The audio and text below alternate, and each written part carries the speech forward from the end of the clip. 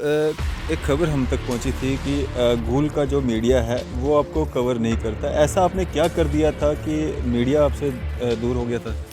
Sir, जिस वक़्त किसी किसी शख़्स ने यहाँ पर बयान दिया था कि उसने हमारे पैगम्बर सल्लल्लाहु अलैहि वसल्लम के ख़िलाफ़ कुछ मुखालफ़ में उसने गुस्ताखी की थी। उस बिना पर हमने जो है वहाँ पर उस वक़्त कोविड का मामला था, तो कोविड के मामले में बाहर निकलने पर पाबंदियाँ थी। हमने वहाँ की पुलिस से वहाँ पर इजाज़त मांगी कि हम थोड़े से आदमी, क्योंकि मैं एक सोशल आदमी हूँ, अगर कोई मुसलमान हिंदू के ख़िलाफ़ करे मैं तब भी खड़ा होता हूँ। अगर कोई हिंदू मुसलमान के ख़िलाफ़ करे या मुसलमान हिंदू के ख़िलाफ़ करे या कोई किसी मज़हब के ख़िलाफ़ करे तो हम उसके अगेंस्ट होते हैं। तो हमने उस वक़्त अपना वो चाहा कि हम अपना प्रोटेस्ट जो है वो गवर्नमेंट तक पहुँचाएँ। तो उस वक़्त की मैं फिर भी उनको कुछ नहीं कहना चाहता हूँ, उनकी मर्ज़ी नहीं आई तो उन्होंने नहीं कवर किया। तो उसके बाद उन्होंने इस चीज़ की ठान ली कि मेरी शक्ल को वो मुझे कहीं कवर ना करें। वो उनकी मर्ज़ी है, वो हमारे बच्चे हैं, मैं उनको माफ़ करता हूँ, कोई बात नहीं। मैं साहब डीजी साहिबान हैं या इस वक्त के डीजी साहब हैं, इनके साथ मैंने काम किया है। यहाँ के डीआईजी साहिबान जो रिटायर्ड कुछ हुए हैं, कुछ इस वक्त नौकरी कर रहे हैं, कुछ एसएसपी साहिबान हैं, उनके साथ मैंने काम किया। वो मेरे बखूबी मेरी इस चाल चलन, मेरे इस सभा जो मेरा अंदर से दिल में जो थी वो सब जानते हैं। इससे मेरी ये तमन्ना पहले से थी कि मैं किसी के काम आऊँ, इसीलिए सर मैंने ये काम किया। मैं इस तरीके से अपने परिवार से भी बड़ा मतलब अपने बच्चों का भी शुक्रगुजार हूँ कि वो भी, उनमें भी एक लगन है। बातचीत में मौजूद हैं retired police officer Abdul Rashid Beg साहब, डिस्ट्रिक्ट रामबन से बिलोंग करते हैं और डिस्ट्रिक्ट रामबन में जो डीलिमिटेशन जो रिपोर्ट आया है उसमें जो कॉन्स्टिट्यूंसीज़ में फेरबदल किए गए हैं उन सब पे चर्चा करेंगे और एक फाउंडेशन भी चलाते हैं, उस पर भी बातचीत करेंगे। सर, कैसे देखते हैं ये जो फेरबदल किया गया है, जो कॉन्स्टिट्यूंसीज़ जो तोड़ के दूसरी कॉन्स्टिट्यूंसीज़ के साथ जोड़ी गई हैं, खासकर गूल की अगर हम बात करें तो कैसे देखते हैं, इससे क्या फ़ायदा लोगों को मिलेगा और क्या नुकसान आते हैं? सर, अगर हम पूरी रियासत की बात करें तो वहाँ की बात करें तो वहाँ से लेकर जब हम अपने गूल डिस्ट्रिक्ट रामबन में पहुँचे तो हर जगह मुझे देखा जाता है कि जिस इस सरज़मीन पर जहाँ पर हम खड़े हैं इस वक्त, जम्मू में हम खड़े हैं, तो यहाँ पर मैंने पूरी अपनी सर्विस जो है वो पुलिस डिपार्टमेंट में मैंने अपनी सर्विस जो है वो दी है। तो हमने ये सीखा था कि एक ही प्लेट में हमने, चाहे वो हिंदू था, मुस्लिम था, सिख था, इत्तेहाद था, हमने एक ही प्लेट में खाना भी खाया है, हमने एक ही प्लेट में पानी भी पिया है। तो हम इस वक्त देखते हैं जो इस वक्त की कॉन्स्टिट्यूंसियों का जो इन्होंने हाल बनाया है वो इस तरीके से किया कि इन्होंने एक लाइन, जो लाल एक लकीर है, वो हिंदू मुस्लिम सिख इत्तेहाद कौमों के बीच में एक इन्होंने लकीर एक जो है वो खींची है, जिसकी हम पुरजोर मजम्मत करते हैं। मैं ये कहना चाहता हूँ कि एक संगलदान की हम बात करें, दूसरे इलाकों की बात करें, वहाँ पर ऐसी लाइनें खींची गई, हिंदू और मुस्लिम को अलग अलग बांट दिया गया, जो कि मैं समझता हूँ कि ये एक तशवीशनाक है और पूरे गरीब गुरबाओं के लिए जो है ये बहुत नुकसानदेह है। कैसे कैसे बांटा गया है, थोड़ा खुल के देखें, जिस तरीके से पहले गूर अरनास जो था ये एक कॉन्स्टिट्यूंसी थी, इसको 55 से हम कहते थे। आज उस पूरी कॉन्स्टिट्यूंसी का नाम जो है वो ख़त्म कर दिया गया, उसको बनहाल के साथ बनहाल 55 रखा गया। गूल जो था, गूल अरनास की जो कॉन्स्टिट्यूंसी थी, इसके 5 टुकड़े कर दिए गए, अलग अलग तबकों में, अलग अलग कुंबों में, अलग अलग इलाकों में इसको जो है वो बांट दिया गया। उसका पूरा जो है उस गूल का नाम जो है वो पूरी तरीके से इन्होंने मिटा दिया। इसे हम ये कहना चाहते हैं गवर्नमेंट को, अगर अभी भी, मुझे ये नहीं लगता है कि अगर कोई इन्होंने इस चीज़ के लिए एक कमीशन बनाया था, वो कमीशन कहाँ बैठा रहा, उन कमीशन वालों ने किन को ये इस्तेमाल किया, जो ये सिर्फ बॉर्डर लाइन खींचते रहे, हिंदू मुस्लिम गुजर बकरवाल दूसरे चीज़ों को, दूसरे लोगों को ये इसी लाइन के पीछे रहे हैं, जो मुझे लगता है कि ये आगे के लिए, ये हमारे हिंदुस्तान के लिए, बल्कि पूरे कौम के लिए जो है ये नुकसानदेह है। ये काफ़ी अहम बात आप बता रहे हैं कि मज़हब के नाम पे जो है ये कॉन्स्टिट्यूंसीज़ बनाई गई हैं। आप थोड़ा सा मतलब ना विस्तार से कौन सा एरिया जो है जोड़ा गया है जिससे हिंदू बेल्ट अलग या मुस्लिम बेल्ट अलग कुछ इस तरह का है वहाँ पे? सर मैं बताऊंगा कि जैसे रियासी का पहले हमारे साथ रियासी का कुछ एरिया था, उसको जैसे अरनास गूल के साथ था, अरनास को इन्होंने रियासी के साथ जोड़ दिया। यानी कि उन्होंने पॉपुलेशन देख ली कि हमने पॉपुलेशन हिंदू को कहाँ से इकट्ठा करना है। इस तरीके से हम संगलदान की बात करें, संगलदान एक बीच में से एक रास्ता है, कैंठा मोड़ से संगलदान का बीच में से एक रास्ता गुजरता है जो गाड़ियों वाला सड़क है। उस सड़क के निचले साइड जो है वो हमारे हिंदू भाई रहते हैं, उसको उन्होंने जो है रामबन के साथ जोड़ा, क्योंकि रामबन में जो है कि ताकि उनकी बीजेपी की सीट निकले।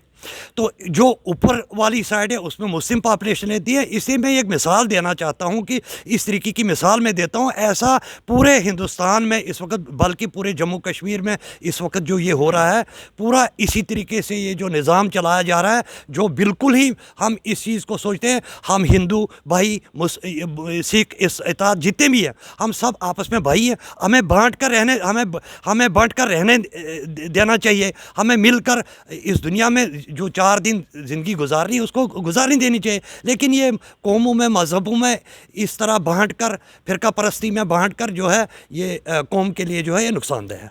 ऋषि साहब, इसमें आम जनता या वहाँ के रहने वाले लोग जो हैं उनका क्या, उसका असर जो है उन पे क्या पड़ेगा? क्योंकि आम आदमी ने तो वोट डालना है, ना ही उसने इलेक्शन लड़ने हैं, ना ही उसने कोई किसी बड़ी कुर्सी पे बैठना है। उसका काम है वोट डालना, और वोट डालने से ही एक मंत्री भी बनता है, संतरी भी बनता है, सरकारें गिरती भी हैं, सरकारें बनती भी हैं। आम जनता पे इसका क्या असर पड़ेगा?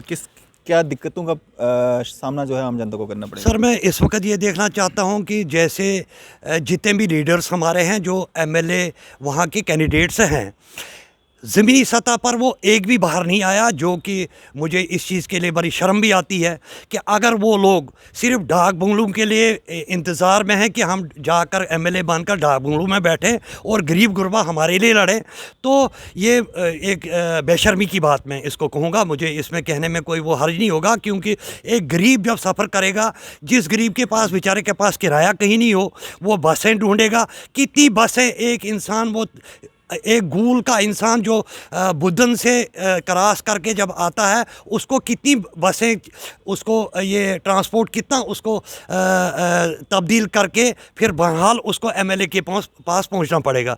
तो इस तरीके से ये जो है, ये जितनी भी सख्ती है, जितनी भी मुसीबतें हैं, जितनी भी ये सब कुछ है, ये गरीब के सिर पर ही सब कुछ है। इसे मैं यहाँ ये भी कहना चाहता हूँ कि कुछ हमारे गूल के इस वक्त सरपंच साहिबान, नायब सरपंच साहिबान जो है, उन्होंने रिटर्न में भी ये दिया कि हम जो है हम अपने ओहदे से इस्तीफ़ा देते हैं। तो उम्मीद करता हूँ कि सारे लोग, मैं ये कहना चाहता हूँ, आवाम से अपील करता हूँ, उनसे भी अपील करता हूँ कि आइए हम सारे लोग इकट्ठे होकर, जब तक हम पूरी ताकत के साथ इकट्ठे नहीं हो जाएंगे तब तक हम कामयाब नहीं होंगे। इससे अपनी अपनी कुर्सियों को रहने दीजिए। इस वक्त जो है, इस वक्त इलाके को बचाइए, अपने डिस्ट्रिक्ट को बचाइए, अपने पूरे कौम को बचाइए।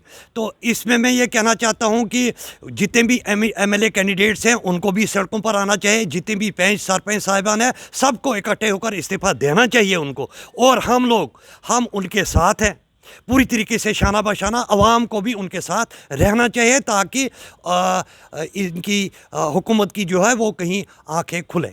जी बेग साहब, आप एक ऑर्गेनाइजेशन भी चलाते हैं, क्या पूरा ऑर्गेनाइजेशन है और किस तरह के काम जो है उसमें किए जाते हैं? जी सर, मैं एक ऑर्गेनाइज़र एनजीओ चलाता हूँ जिसका नाम peace and welfare sub division गूल है। सर हमने, जब मैं रिटायर यहाँ से गया, मैंने ये सोचा कि हर एक इंसान जो है वो कुछ पाने के लिए कुछ देता है। जैसे एक इंसान जब कहीं काम के किसी की मिनिस्टर के पास जाए, एमएलए के पास जाए या किसी के पास जाए, वो बोलता है आप क्या दोगे, मैं क्या लूँगा। तो हमने इस चीज़ को सोचा कि हम लोगों को क्यों ना हम लोगों में एक मैसेज दे दें, बगैर लिए हुए हम यहाँ से उनकी मदद करें। हम सर चाहे गरीब गुरबा हैं, चाहे यतीम है, चाहे लोगों के काम है, चाहे वो वेलफेयर भी हमने इससे नाम रखा है, पीस इससे रखा है कि पहले अमन भाईचारा आपस में सारे लोग रखें। ये पहला इस पर फोकस रहता है कि कहीं लड़ाई झगड़ा ना हो, आपस में भाईचारा हम जो है कायम रखें। उसके बाद सर जो हमने इसमें नाम रखा है वेलफेयर का, तो वेलफेयर मीन्स ये होता है कि कोई गरीब गुरबा है, कोई यतीम है, कोई बेवा है, कोई दूसरा ऐसा कोई मामला है, हम उनमें लोगों की मदद करते हैं। सर इसमें हमने एक ऐसे लोग जोड़े हैं जिनमें कोई डिस्ट्रिक्ट ऑफिसर्स भी हैं, जुडिशल्स भी हैं, ये टीचर्स भी हैं, एजुकेशन डिपार्टमेंट से तमाम तबकों को इनको जोड़कर हमने एक एसोसिएशन बनाई है। जो मैं आपको सर यहाँ पर ये बोलना चाहता हूँ कि मैं कुछ वेलफेयर की बात करूँगा। गूल सब डिवीज़न में एक पंप 16 साल पहले बोरोवेल लगाने की वो एक लगा कर रखा गया था। 16 साल से जब हमने एनजीओ अपना खड़ा किया, फर्स्ट बार हमने गूल जो है वो बाज़ार बंद किया और उस पर आवाज़ लगाई। इस तरीके से कॉलेज के लिए ज़मीन ली गई थी, लेकिन उस पर काम नहीं लगाया गया था।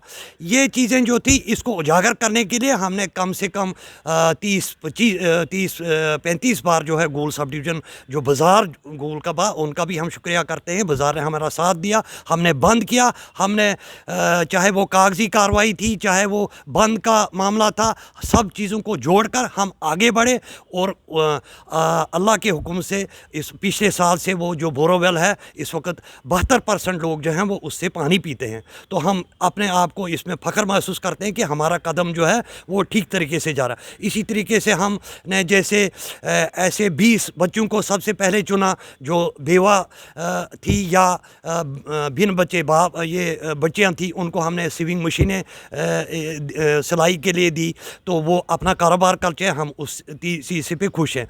इसी तरीके से भीख मांगने वाले लोग या सर ये है पिछली बार हमारे एक मस्जिद के अंदर कुछ बेवा ऐसी आती हैं जो पेशा वाराना थी, हालांकि उनको ज़रूरत भी नहीं थी मांगने की, लेकिन एक पेशा वाराना वो बन गई थी। उनको हमने यहाँ से जम्मू से लेकर हमने उनको जैसे जराब, कापी वगैरह ऐसी चीज़ें लेकर उनको हमने 25,000 का सामान बांटा और उनको हमने ये मना किया, लिख दिया कि भीख मांगने से जो है वो तजारत बेहतर है।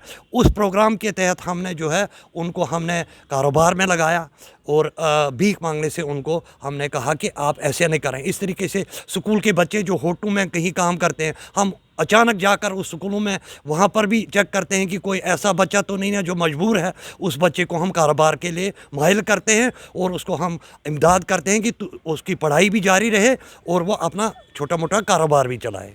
बेग साहब, जो काम पॉलिटिकल लीडर्स को करना चाहिए था वो काम आप बिना किसी पॉलिटिक्स के कर रहे हैं। सर ये हमारा एम है। मेरा एक ये था, मैं पुलिस डिपार्टमेंट, जो मुझे आपके जितने भी फ्रेंड्स हैं काफ़ी इस वक्त मुझे देखते भी होंगे, वो लोग अपने दिलों में मैं कहना चाहता हूं कि वो कमेंट्स भी करेंगे। मेरी एक आदत जो है पूरी अपनी सर्विस में जो है, मेरा एक दिल में ये तमन्ना थी कि मैं किसके काम आ जाऊं। तो इस तरीके से मैं डिपार्टमेंट में भी मैंने ऐसे काम किए हैं।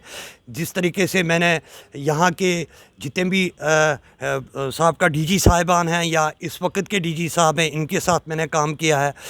यहाँ के डीआईजी साहिबान जो रिटायर्ड कुछ हुए हैं, कुछ इस वक्त नौकरी कर रहे हैं, कुछ एसएसपी साहिबान हैं, उनके साथ मैंने काम किया। वो मेरे बखूबी मेरी इस चाल चलन, मेरे इस सभा जो मेरा अंदर से दिल में जो थी वो सब जानते हैं। इससे मेरी ये तमन्ना पहले से थी कि मैं किसी के काम आऊँ, इसीलिए सर मैंने ये काम किया।